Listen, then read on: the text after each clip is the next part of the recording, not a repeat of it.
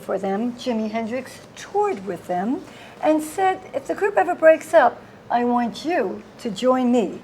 I'm talking about the iconic Vincent Martell. Welcome, Vince. Hey, thank you very much, Gail. My pleasure to be here, and thanks for having us.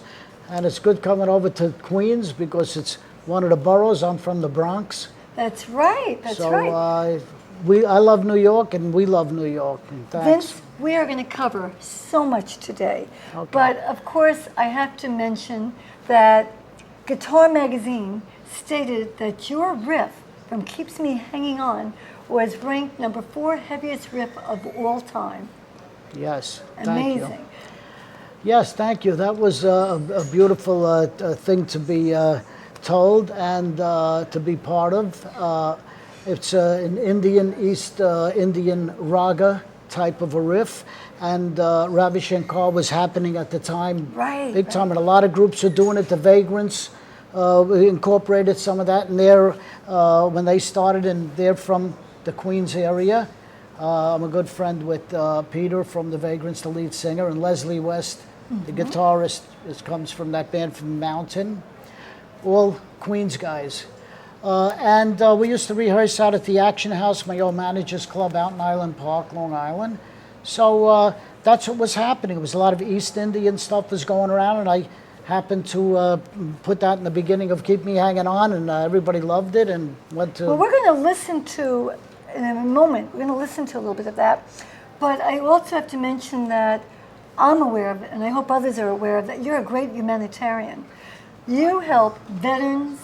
I know you and your wife, Peg Pearl, very big animal lovers. Yes. You help children, and we're going to touch upon some of that as well. Thank you. Oh, you got it. Please, it's my pleasure. But Vince, let me get the name right because I have to say it correctly. Vincent James Martinucci. Martinucci, right. Martinucci, as my father used to say. Born in the Bronx. There you go, yeah. Born Italian-American family. That's it. And I understand that your family encouraged everyone to play an instrument. Did your parents play? My mother played guitar and mandolin.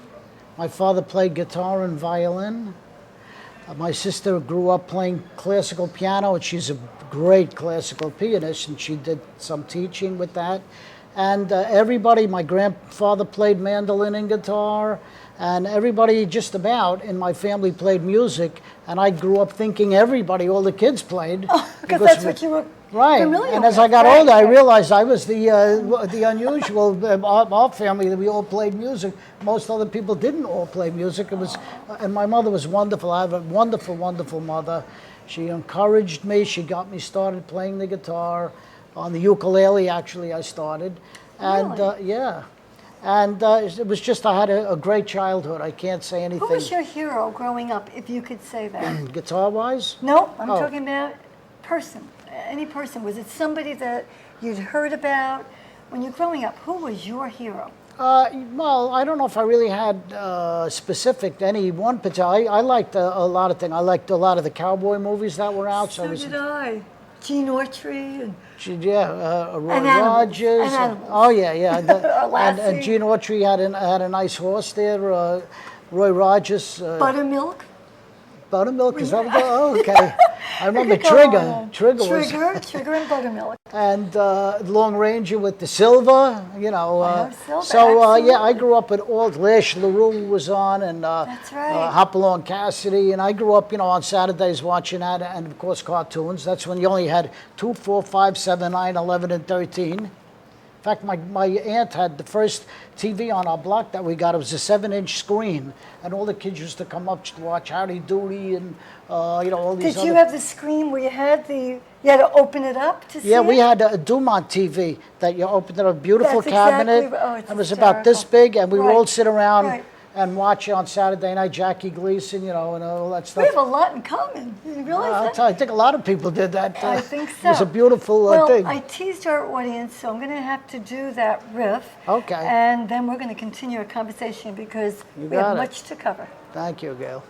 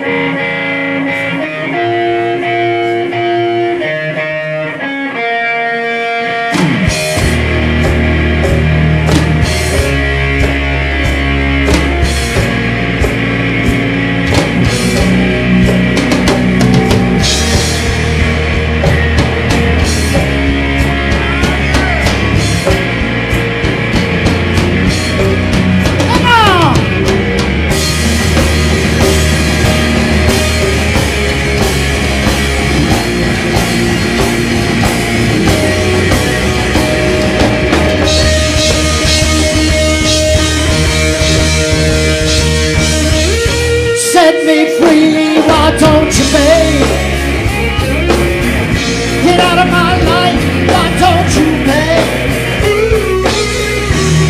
'Cause you really don't want me, you just keep me hanging on. You really don't need me, you just keep me hanging on. Why do you keep coming around, playing with my heart? Why don't you get out of my life and try to help me make a new start? Let me get hold of you, the way that you got hold of me, yeah. I thought that was great that we were talking about we have so much in common. Right. I was a high school and college English teacher, and your mom was a teacher. But what I especially love is how you're talking about the fact that you were so close to your family and what a big difference that made in your life. Parents, I had a great upbringing. I had a lot of toys when I was a kid. And my mother was great to me. I don't think she ever, I know she'd never hit me because once you do that, there's a little separation starts being built in. So you don't want to really hit the kids. You got to talk to them. They got to respect it. And my father was another story. He didn't hit either, but if he got it, you didn't want him to get aggravated You with knew you. it, right? You knew it. He came from Italy, and he grew up, and he was like a very street smart guy. When he was 18 years old in the Depression, he had his own butcher shop. And that's when everybody else was out of work. He owned his own butcher shop, 18. He was one of these guys that was like a super businessman. In fact, all the stores wanted him. A&P, Safeway, all the big conglomerates wanted him, but he always wanted to work for himself, as do I. I only work with the Vanilla Fudge or with different renditions of the Vince Martell band. Right. I like to work for myself, be my own boss. I'll take an occasional gig. In fact, a good friend of mine, Nino Pilati, I had done gigs with him. He worked with Tommy Dorsey in the old days. Of course. And I did a lot. I did Duke Ellington's birthday party when he was alive. We did one of those. So That's I'll do an great. occasional, here and there. But my father was very strict. But my mother was my buddy. She was, if I could play hooky, and she wouldn't tell my father, which was cool. Kids, don't listen to that part. Until the dean of discipline called up from Mount St. Michael one time, and my mother was going out with the Italian big sisters to have a meeting, and I was home with my father, and he got the call. First, I got the call from the dean of discipline, and then I had to give my father the phone. Forget about it. Yeah. So, my father blew his top on that, was trying to rip my books apart, and he was, But he was. just a look from him, That's and it, that was yeah, also yeah. He part was- of the respect. Vince. Everybody in the family respected him Respected him. because It's so he important. came over from Italy when he was 5. And he understood 2 languages, and everybody. He way. was the family leader. Right. My grandmother, his father died in Italy, so my grandmother remarried. I mean, I could talk for the whole show about All him, right, but so we're going to move you because we Gotta got keep so moving, much to yeah. cover. I know that you actually entered the service in the Navy as a teenager, and I understand that that's one of the first places you really found how talented you were with the guitar. Is that true? yeah, that's true. Yeah, tell me that. Tell me What happened is I joined at the kiddie cruise. You go in a day, when you're 17, you go in and you get out a day before you're 21. And I was starting to get in a little trouble in the Bronx. I was friends of mine who was, well, I wouldn't say stealing cars, but like we were borrowing them, take them for a ride and bring them back. But anyway, there was, who was starting to do different things like this. So it was time like to do something. So I decided, my folks actually said, you either got to go in the service, you got to do something, you're going to hang around with some of these bums, you know what I mean? So like, So good advice. it was Get good the kids advice. involved, Always had get good them- advice. Right, Always right. had good advice. Joined the Navy when I was 17. I was actually in the Cuban crisis. So we went down there when Kennedy told the Russians to back off and behave themselves over there. You got to have a strong president, everybody. That's all right. That's right. gotta And have then somebody strong. you're in Florida, Ricky T and the Satins, and then from there the Pigeons. Right. The Pigeons. Yep. Okay, and then from the Pigeons, you become Vanilla Fudge. How did that happen? The name. The whole thing happened that when I got out of the Navy, I came back to New York. My folks were going to Florida. We had lived there a couple of times when I was a kid, Hollywood and a few places. And down, they had what they called sand in their shoes. So they always wanted to go down in the summertime. We go down. Anyway, moved down there. My father was a butcher, so he wanted to come back because he had all his connections in New York, and my mother missed all the relatives. So they came back. I stayed down in Florida. I played music down there. I did like the Florida Chitlin circuit, Key West. We played all the bars in South Florida. It came back, that kind of was going down. There's a big storm coming. I have a book, it's all in the book. The whole thing was Right, happening. that's going to be your My autobiography, right. coming out. Which Yeah, we'll that's talk going to be about coming in a minute. out, okay. And so I came back to New York, got into with a couple of groups, and again, my mother had a great idea. She said, make up cards, go to the Union Hall, Roseland Ballroom, 52nd Street, Oh, I I believe remember it is. Roseland, sure. Okay, she said, go down, so I found out that 802, the Musicians Union, on Wednesday night, they get together and you meet people. So I got a bunch of cards. I handed them out to everybody.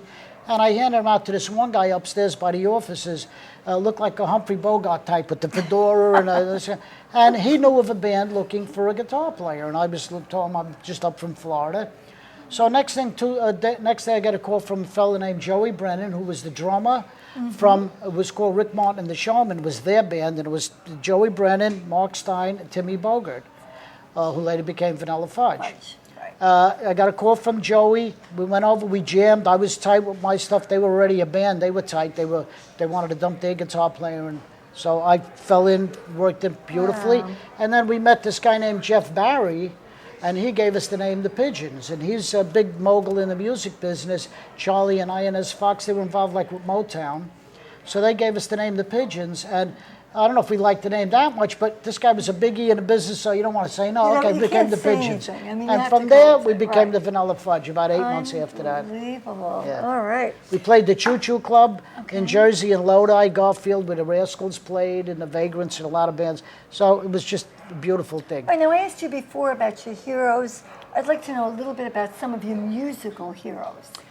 I guess Link Ray, I listened to him in the old days. All those old guitar players. Lonnie Mack, he was very instrumentally strong. I listened to his, in fact, when I was in the Navy, and as you mentioned before, when I was on the ship, somebody bought an electric guitar.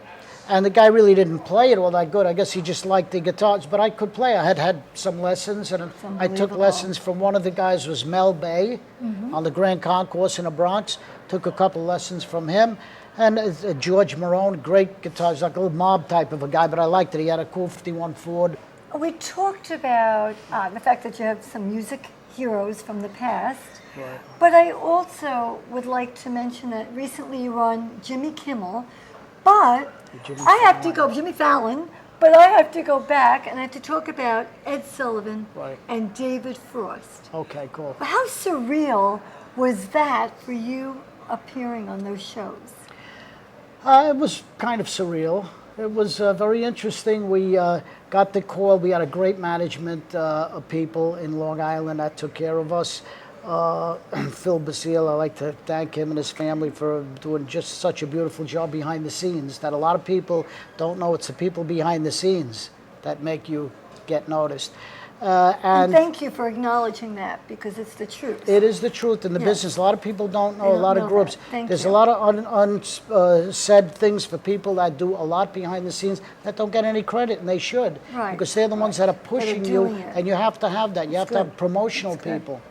So Ed Sullivan was a 3-day affair. The first day you go on the show and you walk around and they kind of show you when you're going to be, where you're going to be. The next day you do a dress rehearsal and you put the clothes on that you're going to perform with, actually, and they actually film it. And it's all day because they have all the acts. And then the third day when you do the live show, they also, what the people don't know at home is that they're running in the studio in the Ed Sullivan Theater a video of the same thing that you're performing, the same songs. That's why you do everything the same. You even dress the same, so that if something happens to the live show to somebody, they cut right to the video, and the people at home don't even know it. They might see something or nothing, and the show keeps going on until they can come back to the live. So they cover themselves with that. Oh, that's excellent information. That's good isn't that to interesting? know. I do find that interesting. It's very interesting. It's a big thing. A big deal thing. Ed Sullivan was a beautiful cat. He was nice. He came back. He said hello, shook hands with us.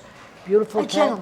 Top notch. Right, He was now- an ex-boxer, by the way. Oh, I did not. Yeah, know yeah, that. he used My to dad box. was a boxer, so I didn't Oh, know how do that. you Golden like that? Glover. Oh, wow. Now, let me ask you about this. You're friends with Jimi Hendrix. From what I'd read about him, he was a little shy and quiet. Is that true or not? Yeah, Jimi Hendrix, well, I Yeah. wouldn't say a shy, but he came across like that. But he was across- very low-key in public okay. because I think what happens when you get such a strong level of fame sometimes, there's a lot of people around and you have to like to keep, you know where you're at. right. You can't get totally effervescent and like this around everybody all the time. No. So no, you can't you be kind- up all the time. You're Exactly, right. It's exhausting. exactly. Right, So, got it. so that's it. So he kind of came across like that, but I wouldn't say that he wasn't shy, but he was a real gentleman, Reserved, maybe. A reserved. little bit, so I Yeah, like that very. too. Yeah, and when we did gigs with him, whenever he would talk on the stage, usually you could hear a pin drop in the place. Everybody was listening to everything that he said. There wasn't something else going on. That would be it. That was the. Right, he Like was- when you play. Now, I am curious about the autobiography. You said that it's coming out. We can't give too much information about it, but I still have to ask you this. Yeah, ask As a me. former teacher of English who loves to read, Right. is there a part that you wish you could undo, that you put in the autobiography, a part of your life that you wish you could say, when I read that, wow, it impacted me, and I wish I could have done something differently, or not? Actually, I look at everything that I'm into the Lord. Okay. I'm into the Lord because I feel that the Lord has guided me and kept me here. And I'll give you an idea. When the Vanilla Fudge first broke up in 1970, we broke up at a few different periods. Right. The big heavy drugs were coming in. The light stuff had been in and we had dabbled around with that. But when the heavy stuff came in, the group just broke up. And I'm glad that it did, because I don't think I'd be here now. Because one time I was, this is just something I'd like to mention, but you have to be careful. Drinking and driving is a no-no, not good. Absolutely. I did it one time. I was driving my Corvette. I had a 68 Corvette with the biggest engine that's worth like 200 grand now. On the Saginaw State Parkway in Long Island at 100. The cops said, "Don't close your ears for a second." I'm going 120 flat out with one eye closed, so I would just see 2 lanes instead of 4 because I came from a party and everything was boozing, right? But they got me after that because what happens, I went home, went back to the party, you know, sometimes you do this, and now I was coming home from the second time from the party, I'm only going 70, I got busted for that. So, but I couldn't complain because a couple hours early I was doing 120. But the heavy drugs were coming in, and I'm glad I didn't, you know. So Yeah, you know what? I'm glad that you mentioned it. Don't close your ears, because this is a message from an iconic figure who's telling you do not drink and drive, who's sharing with you, and it's something that you wish you hadn't done. You survived it, but you know that it's wrong. It takes a lot to admit that and to get that out there. That's very important for people to hear. I want it. people to know that, That's especially right. the younger So people. don't. Do Yeah. not drink and drive, No. because if you are stupid, okay? It's very, it just doesn't make sense. I did it sometimes. I did some stupid things in life because of drinking isn't good. And when I was in the Navy, I saw different guys that, you know, it's just a couple of friends of mine lost their legs on motorcycles. It's another one you got to be careful, because even if you run into a confrontation with a small old-time Volkswagen Beetle, doesn't you're matter. catching the beating. The motorcycle is small, so people don't see you. So I appreciate that you said that. Now I have to ask you this question. Vanilla Fudge is still so popular. I want to know why you think it still appeals to people of all ages, and what's happening with the music today. Well, first of all, I think the Vanilla Fudge appeals to a lot of people because one reason it's interesting is because the main song is called "Keep Me Hanging On," and it seems like we're keeping hanging on. It just keeps us in there, which is beautiful, and thank you to the public for that. Yes. We really appreciate and give a hand to the fans out there Thank that you know made us and are still sticking with us Humble. all these years. Humility. Nice. You have to stay humble. Nice. You have to stay, Nice. have humility. It's a gift the Lord gives you. The Lord gives us everything we got. Don't take anything for granted, and don't be afraid to thank the Lord. He'd like to hear it. You know, some people are going through life, they don't want to admit to the Lord. Well, I'm into the Lord, and I can tell you that this life is the one this is passing by. It says it. You can look in the good book. This life is passing by, and there's another whole thing left forever. Don't blow out forever to have a little fun here. This gives you an idea where eternity could be fantastic. And give back to others. And I know Give back to help that. other people. That's the whole idea. Do some good while you're here. Yeah. Vince, I so appreciate how you're giving your message of not drinking and driving. I want to talk a little bit about drugs, because I think a lot of times people don't want to talk about it. And I think sometimes we have to get the issues out there so that we can impart what we have learned.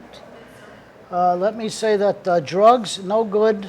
I don't like any kind of drugs. I don't even like the doctor drugs, unless sometimes you may, if you have to. But the street drugs, guys and girls, young people out there, don't waste your life and be stupid on it, because what happens is this. If you get into drugs, what happens, you can be happy sitting down and watching life go by, because, oh, wow, look, the flies are on the wall, whatever you got going, which is like you accomplish nothing, as opposed to being in the movie of life. Forget the drugs, live it, do what you want to do, go after your aspirations. And I got to thank my wife too, because I don't smoke pot anymore, and we used to do that. And let me tell you, my voice is better than it ever has been. And it's because I don't smoke pot. Because when I was smoking, I had the cough going all the time. Really? And when I used to smoke cigarettes before that, and I had something here and something in I was getting something. So I dumped the weeds, and I dumped the pot, and I'm to straight. And the other things, I'm trying to drink water and eat healthy, sleep. Don't live a crazy life. Don't do things you got to watch who's walking up, coming behind you, who's mad at you. Do some good stuff in your life. You might have to give an accounting for it and accomplish and go after your dreams. Don't be afraid. I love that metaphor, being in the movie of your life. That's perfect. I love that. That's a great metaphor. And I want to talk about why Vanilla Fudge is still so popular today, appealing to people of all ages, kids, everybody. And talk a little bit, if you would, about the music of today and what's happening. Yeah, well, the Fudge is still popular. I mean, we have great fans. We had a great fan base. We started out great. The people behind the scenes, again, they put us on the map, and the public has stood behind us. And so we're still going. We're getting the kids now. We're getting the grandkids. People come around. We're always signing albums, and we just put out a new album. And as far as the music of today, there's some good stuff out there.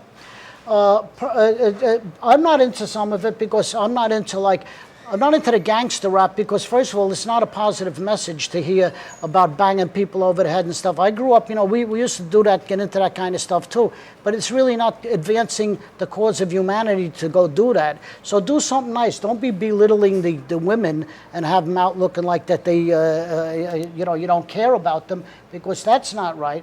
Do some good stuff. Music is good. The Lord gave us music. Sing, do whatever you want. Rap, there's some great rappers out there too, but do it in a positive way. Do it with a positive message. Make the world a better place. Don't make it a worse place. Good for you. Now, 2006, you made the world a better place. You're inducted into the Long Island Hall of Fame, and I have to mention some of the people that you were inducted with. And if you would like to play a little game with me, if you know them, first one or two words that come to mind. Would you be kind enough to do that?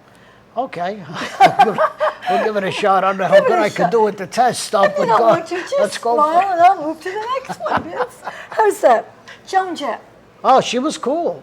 She looks cool. She rocks out. She was friendly. She was talking to us. In fact, my wife Peg made friends with her too, with the yapping away, talking. I got a lot of respect for her, and I like rock and roll too, Joan. Thank you. She's cool. Johnny Maestro and the Brooklyn Bridge. Wonderful guy, man. Beautiful guy. Oh, man, I grew up listening to that stuff and met him. What a great cat, and his band are just beautiful, beautiful people. Little Anthony and the Imperials. Another one. Great. I grew up listening to that stuff. People. Great, great music.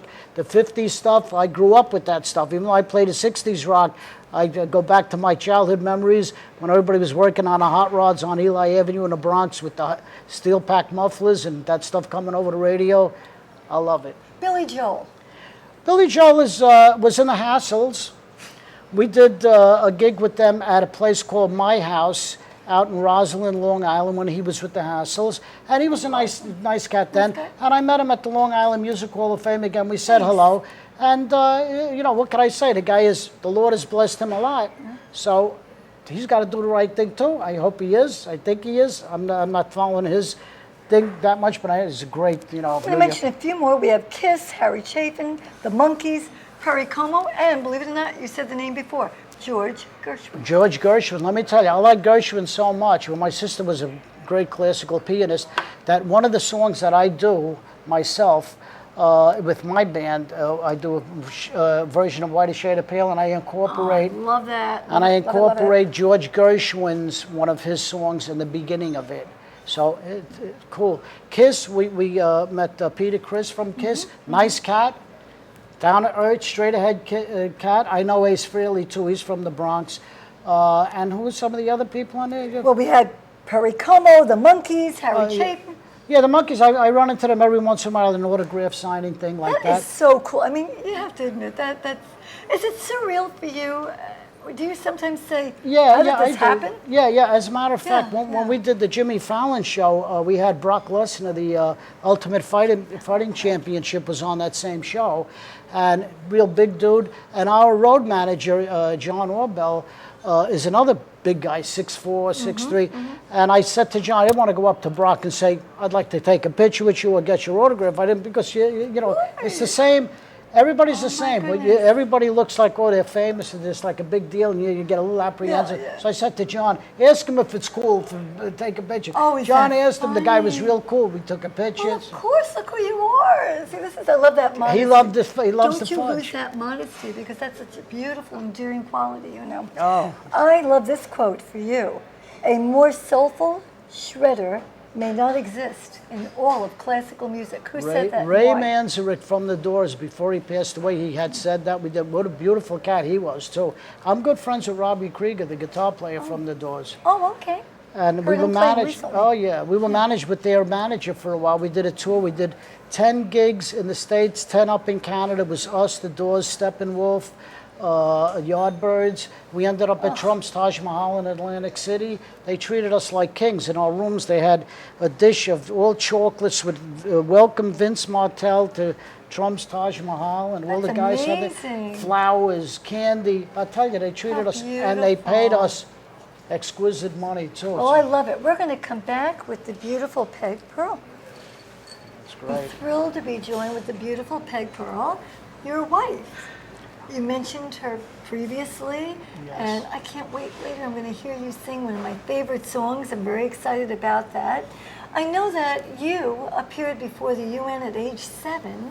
Yes. So you have kind of an interesting past. And we were just saying, we're going to have you back because we're going to have so much more to talk about. Absolutely. And I know that you've traveled in the Caribbean, the United States. Peg Pearl, I have to ask you about 3 hots and a cot, because I know the two of you have been given awards. You've been in Birmingham, Alabama, but we need to get more information because the public needs to know exactly what it is you're doing and how we can help our veterans. Yes, exactly. Thank you. Yes.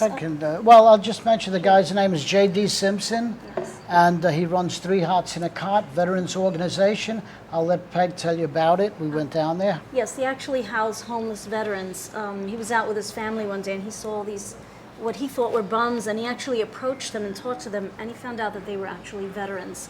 And he himself is a veteran. He was in Beirut, and he's determined to make sure that no veteran sleeps on the street, and hence the 3 hots, hot meals, and a cot for them to sleep. Right. And at first they had 1 home for veterans, and they approached us. We went down there, we played music, we brought some guitars that were auctioned off. They were signed by famous people like Gary Puckett, and they were actually donated. They raised a little under $25,000 that one day. Wonderful. And so this has been his mission in life now. I heard there were about 12 homes. We Yes, have 45,000 now they have a bunch of homes. Veterans who need better. They need so much support. Absolutely. But there's also something else that you're doing. Yes, veterans. we have work vessels for veterans. Oh, work vessel for veterans, yes. Ted Knapp is the guy that we just ran into him lately. He works with Dave Mason, and they raise money for veterans. And what it is it's not giving them a hand. Hand out. It's not a hand out, it's a hand up. and they help Beautiful. get jobs for veterans, and they even help them if a veteran is a fisherman or something. They get him a boat Right. and help so the guy can really start his business. Right, So they enabled them to get their business going between- and hire They can do veterans. things. between Ted Knapp and Exactly. J.D. Simpson, they're doing beautiful that's things for the wonderful. veterans, as the government should and as everybody should. The veterans have given us all our freedom, everybody. That's right. And, you know, so I could get into that big time. Well, let me ask you, what is your website to help them? Let's get some information. Yes, for out there. 3 hots and a cot, you can go to cotsforvets.org. Hot- And for the work vessels for vets, it's workvesselsforvets.org. And go to Got any of that? those sites. You can send in even $1 will help them. Oh, And the vincemartell.com, you can get through Okay. that through my website. So Exactly. 3 hots in a cot, work vessels for veterans, for vets. Help them out. Let's help them out. They gave us our freedom. That's God right. bless them. Thank That's you. right. For all the Thank you for veterans, that. thank you. Yes, when you come back, we're going to go further into that. We're You going to go got into it. detail. You got I it. do have to ask you, what's next? I do know you're going to Japan in October. You've got BB King's coming up. Give us a couple of things so that the public can come and hear you. Well, as you said, we're doing Japan. It'll be the second time for me going there. We also played the World Cup in Korea a while back. And Japan, when we were there, they treated us like we were the Beatles.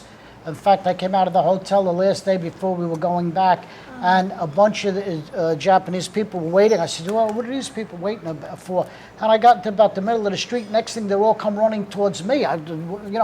Because they had the Vanilla Fudge albums in Japan. nice. So it was just beautiful. BB King's, we're doing the Stone Pony, we're doing... great. Yeah, check out vanillafudge.com. It's got everything, and even promoting their Yes, let's see what you have there. new brand new album. record on Cleopatra label, We just released this latest Vanilla Fudge album, Spirit of 67. and that's pictures from Europe. And, And it's this got is, great rearrangements. and this is my Endless High album that I did. In fact, we're giving this one to you. And it's Oh, thank you. songs that I've done on it. It's got some famous people on it. And so, you know, we're rocking and rolling. I want to thank you so much. In a little while, we're actually going to hear your beautiful songs. I'm so Okay. excited. But I want to thank you. Thank and you. we'll be right back. God Like it, bless Mama. you. God Thank bless you. Thank you for- What a sweetie. Thank you so much, Peg. I have Vince and Peg. I'm dedicating the songs to all of our veterans who have dedicated so much, so many hours to keeping us safe. Thank you.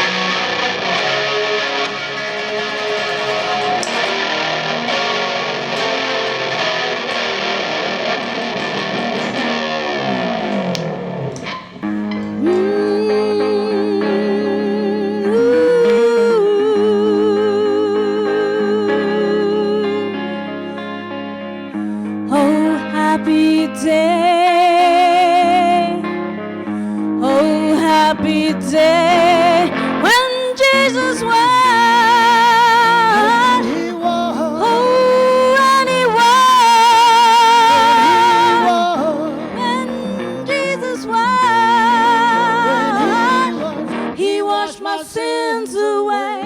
Oh, happy day. Oh, happy day.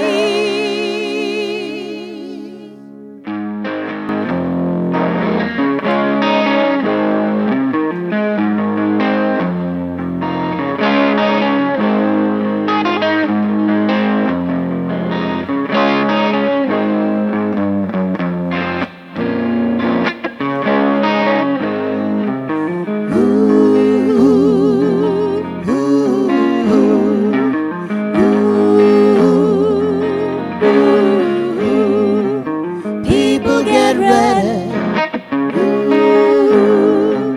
People get ready.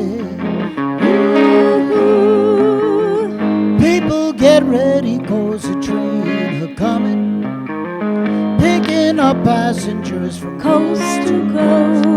All you need is faith to hear the diesels coming.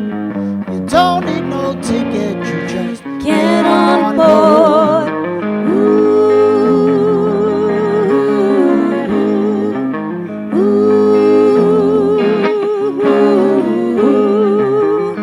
People get ready for the train to Jordan, picking up passengers from Coast to coast. All you need is faith to hear the diesels coming.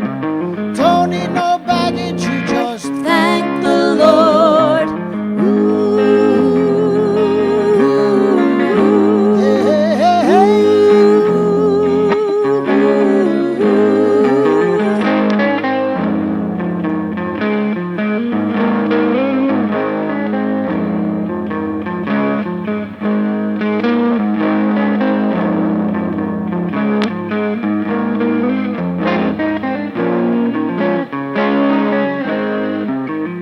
There ain't no room for the hopeless sinners. Gotta hurt all mankind just to Save his own. have pity on those whose chances grow thinner. 'Cause there's hope for all among the Kingdom throne.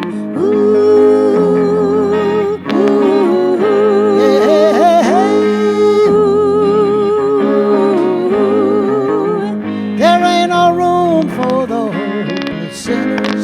Gotta hurt all mankind just to Save his own. have pity on those whose chances grow thinner. 'Cause there's hope for all among the Kingdom throne.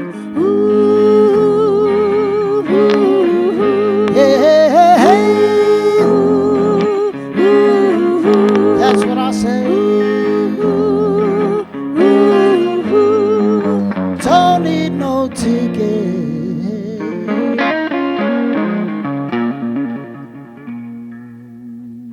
You just Thank the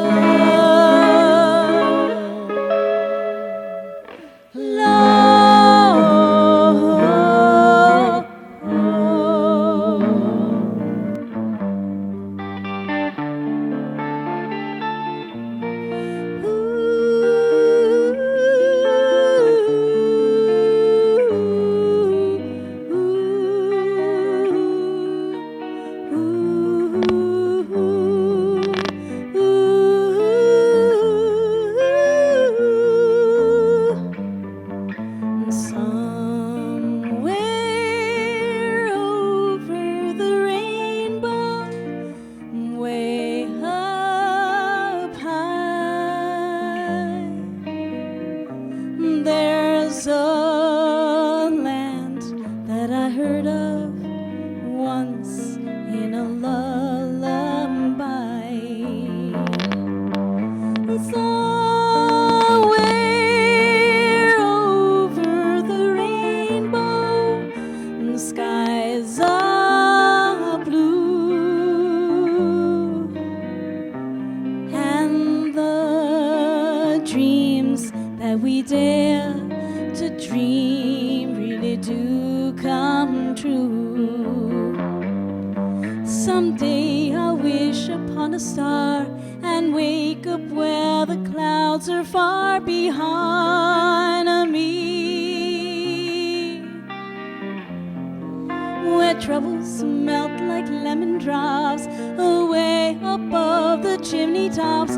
That's where you find me, somewhere over the rainbow. Bluebirds fly, birds fly over the rainbow. Why, oh, why can't I?